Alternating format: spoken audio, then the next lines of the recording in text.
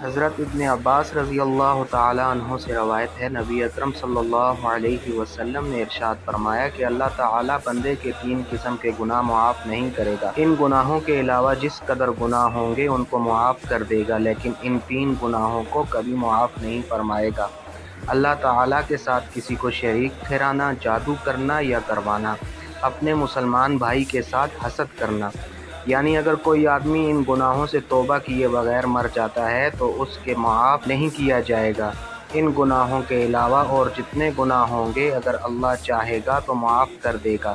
شرک اس قدر سنگین جرم ہے کہ شرک کرنے والے آدمی کا کوئی عمل قبول نہیں کیا جاتا۔ جادو یہ وہ بدترین گناہ ہے جو آدمی کو ایمان سے خارج کر دیتا ہے۔ حسد یہ ایسا زہریلا گناہ ہے جو آدمی کی سالہ سال کی تمام نمازوں، تلاوت، صدقات اور دیگر عبادات کو ایک لمحے میں برباد کر دیتا ہے۔